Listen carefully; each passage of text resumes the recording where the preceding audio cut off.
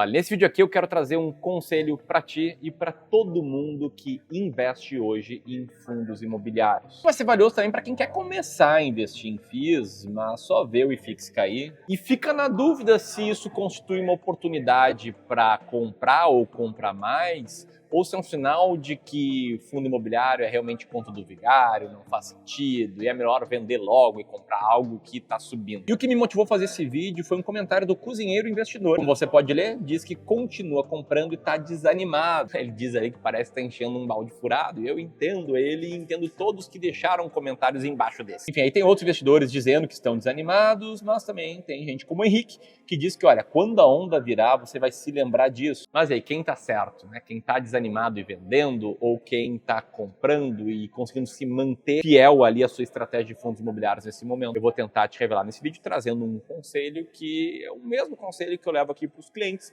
do Clube do Valor, para os nossos clientes aqui de Wealth, beleza? E para chegar nesse conselho eu preciso te explicar primeiro por que os fundos imobiliários estão caindo, depois eu quero falar um pouco sobre o comportamento do investidor e aí sim trazer esse conselho. Nos últimos 5 anos, o mercado de fundos imobiliários só cresce 12%. E aqui é considerando dividendos. Se isso já não fosse ruim, nos últimos 12 meses os FIIs vêm empatando, ficando no 0 a 0. Nos últimos 6 meses eles vêm caindo, mais de 6%. E tem dois principais motivos por trás disso. O primeiro motivo é o receio do mercado em relação ao comportamento das taxas de juros. O mercado está esperando que as taxas de juros vão seguir crescendo no futuro. Na última reunião do Copom, a taxa Selic voltou a subir e ela tende a subir mais caso não sejam feitos ajustes importantes na nossa economia. E com uma Selic já mais alta e uma expectativa de que ela vá seguir subindo, é normal a gente ver um certo impacto em ativos de mais risco. Mas o Rodrigo Abud, sócio de uma das maiores gestoras de fundos imobiliários, tem um pensamento sobre isso. Na prática, o que ele quer dizer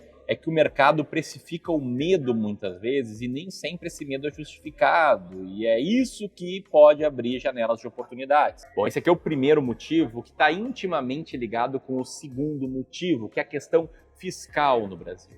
A falta de um ajuste fiscal está preocupando muita gente e está fazendo com que muito capital saia do país. Afinal, a maior quantidade de impostos e a negligência com as contas públicas estão causando receio de a gente entrar numa crise como a de 2016. E aqui o gestor André Freitas faz uma outra analogia sobre isso para justificar o atual preço dos fundos imobiliários. Segundo ele, os fundos estão fazendo a parte deles e é isso que importa. Bom, essa é a situação, isso é o que está precificado. Agora eu preciso falar um pouco sobre comportamento do investidor e começar te perguntando, né? Frente a essa situação, depois de ouvir o que eu te falei até aqui, o que você pensa em fazer? Bom, eu arriscaria dizer que a tendência é você fazer algo parecido com o que eu vou te falar agora. Ou melhor, com o que o professor Baroni, uma das maiores autoridades em fundos imobiliários do Brasil, vai nos dizer. Quem está precificando o mercado de fundos imobiliários hoje, eu acabei de te dizer, é na média quem tem 50 mil e que na mediana é 3 mil reais. Na mediana é 3 mil reais. Então, o investidor pessoa física, super iniciante. Ele precifica muito mal porque ele ainda vai comparar com o aluguel. Não, pior do que isso. Ele vai comparar com o CDB do banco. Segundo o Baroni, o mercado de fundos imobiliários é muito mal precificado e mercados muito mal precificados muitas vezes sofrem mais em crises e também geram boas oportunidades. E de fato, eu concordo que exista essa comparação. Poxa, a Selic está lá em 11 tanto por cento, os rendimentos dos fundos imobiliários estão mais ou menos isso, aqui a cota está sempre meio que caindo, então, cara, eu vou lá para o Tesouro Selic. Será que isso é verdade? Bom, vamos dar uma olhada aqui nos dados. Eu quero falar sobre um indicador, que é a relação entre preço e valor patrimonial, que basicamente divide, né, o preço de um fundo imobiliário pelo valor patrimonial da cota de um fundo imobiliário. Aqui tem um exemplo no caso do VISC11, um dos fundos imobiliários que passa dentro de uma estratégia nossa de seleção de fundos, que está com PVP de 0,80. E como é que é medido esse valor patrimonial por cota? Periodicamente, o fundo imobiliário ele emite um laudo de avaliação dos imóveis que estão por trás desse fundo imobiliário, feita por uma empresa independente, um auditor independente, que basicamente vai estimar quanto é que aqueles imóveis ali valem. E essa estimativa vai virar o valor patrimonial do fundo, que depois é dividido pela quantidade de cotas, quem divide o preço da cota pelo valor patrimonial da cota e chega aí no PVP. E o grande ponto é que o mercado de fundos imobiliários como um todo vê uma distorção nesse número. E tem muita gente falando que isso é uma oportunidade de comprar imóveis com desconto. Detalhe, tá? Isso aqui vem acontecendo em praticamente todos os setores de fundos imobiliários. Algo que já acontecia desde julho quando na época o setor de lajes corporativas estava com PVP de 0,75, o setor de shopping estava com PVP de 0,91, mas que hoje, atualizando esses dados, a gente vê distorções ainda maiores. Agora o setor de lajes está com PVP de 0,68 na média, o de shoppings com 0,8, enfim, a maioria dos setores bastante descontados em relação ao valor patrimonial. E agora eu quero comparar esse dado com um estudo que a minha equipe aqui do Clube do Valor, na empresa que eu sou fundador, fez um tempo atrás. Nesse estudo a gente tem na linha azul basicamente a média de preço por valor patrimonial dos fundos imobiliários e na linha cinza o desempenho nos 12 meses futuros. Aqui dá para bater o olho e fazer algumas análises, né? Quando os fundos na média estão mais caros, o desempenho futuro é pior. Quando os fundos na média estão mais baratos, o desempenho futuro é melhor. Esse aqui é o famoso compre ao som dos canhões e venda ao som dos violinos, na prática. Só que eu entendo que nessas horas é muito mais fácil falar sobre o que precisa ser feito do que sobre fazer o que precisa ser feito. E aí entra a importância de você ter alguém te aconselhando para tomar boas decisões em diferentes momentos de mercado, sobretudo nos mais difíceis. Tem muita gente que tem dúvidas como a sua, como é o caso do Vinícius aí, que a gente analisou a carteira e tinha mais de 3 milhões de reais só em fundos imobiliários. Só que o grande problema é que ele concentrava muito seu patrimônio em alguns fundos imobiliários em vez de diversificar corretamente e se proteger melhor. E aí, além dessa concentração, ele tinha outras dúvidas e inclusive perguntou para o nosso consultor, para o nosso especialista nessa sessão totalmente gratuita de consultoria de investimentos, como saber definir a hora para comprar um fundo imobiliário e também para vender um fundo imobiliário. Esse cara, ele basicamente não tinha uma estratégia muito clara para lhe dizer o que fazer. Um exemplo é que ele achava que uma hora de vender fundos imobiliários era no início de um ciclo de alta da taxa Selic. Ele estava louco para vender aqueles 20% da carteira dele em fundos imobiliários, o que é bastante compreensível, né? Esse cara não trabalha no mercado financeiro, ele na verdade é um empresário que vendeu parte relevante da participação que ele tinha na empresa dele, gerou um evento de liquidez muito grande e, basicamente, ele estava se dedicando ainda como diretor dessa empresa, se dedicando mais à sua família, a fazer seus esportes e não é um expert em tomada de decisão de investimento. E o que a gente entendeu é que ele precisava, na verdade, de um plano completo para a carteira dele e de seguir uma estratégia que deixasse claro qual o momento certo de comprar e de vender uma determinada classe de ativos. E foi isso que a gente fez já nessa sessão de consultoria gratuita. Nessa conversa de uma hora, a gente entendeu bem o perfil dele e a gente sugeriu um novo plano de investimentos, uma nova alocação, um novo plano sobre como alocar os seus recursos. E essa é uma entrega que a gente faz de forma gratuita para ajudar muitas pessoas que deixam comentários como esses aqui e que você pode também ter uma hora de conversa conosco de forma gratuita. Basta você pegar o celular e apontar para o QR Code que está na tela e preencher poucas informações. Você preenche algumas informações, a gente aqui vai analisar as suas informações e eventualmente alguém vai te ligar aqui do Sul, DDD 51, para agendar uma sessão de consultoria de investimentos contigo, beleza? Você pode solicitar essa ligação apertando aqui no primeiro link na descrição ou apontando o celular pro QR Code. E ela é gratuita porque, sendo muito franco, funciona como uma amostra grátis do nosso serviço. De tudo isso, Ramiro, qual é o teu conselho para quem investe ou pensa em investir em fundos imobiliários? Meu conselho é bem simples, mas para entender isso, você precisa entender 3 diferentes premissas. A primeira premissa é que você entende bem o que é essa classe de ativos. Quando a gente fala em classe de ativos, eu não falo só sobre o IFIX, que é o índice de fundos imobiliários. Eu me refiro ao fato de que por trás da maioria dos fundos imobiliários tem imóveis. E vale a pena entender como o mercado de imóveis performou na história aqui no Brasil. E é o que eu quero te mostrar 2 índices. O IGMIR, que é o índice geral do mercado imobiliário residencial, criado em 2015, e também o índice FIPZAP, que mede o índice de preço de imóveis anunciado, com base no portal Zap de imóveis, olhando para os anúncios dessa plataforma. O IGMIR, ele mostra como esse mercado até chegou a crescer bastante ali em meados de 2019, 20, 21 e vem crescendo bem menos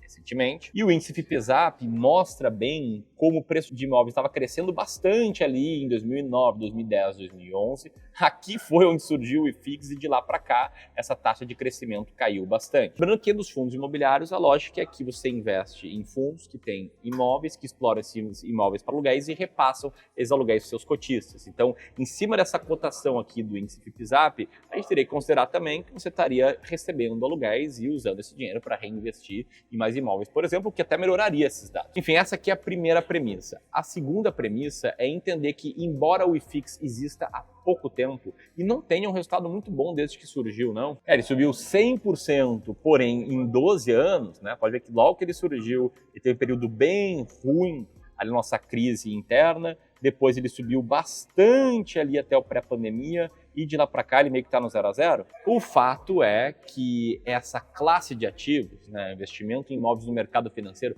existe em vários outros países. É claro, com algumas regras diferentes, mas dá para a gente olhar para um track record um pouco maior. Vamos dar uma olhada aqui, por exemplo, no índice FTSE Nareit. Você olha os Real Estate Investment Trusts nos Estados Unidos, e que desde os anos 70 ele tem desempenho similar e um pouquinho melhor do que o S&P 500. E aqui desde 2005 a gente olha a comparação também entre ações, títulos de renda fixa e imóveis. E você pode ver como a performance dos imóveis foi muito competitiva nesse prazo. Estou te mostrando isso por quê? Porque tem muita falácia sendo dita. A gente falando, olha, os fundos imobiliários não rendem, investir em imóvel é coisa de otário, e coisas desse jeito que eu discordo. Acho que é uma boa classe de ativos para ter no longo prazo, desde que você siga a terceira premissa aí que antecede o meu conselho, que é o fato de que você fez o trabalho certo de gestão de risco.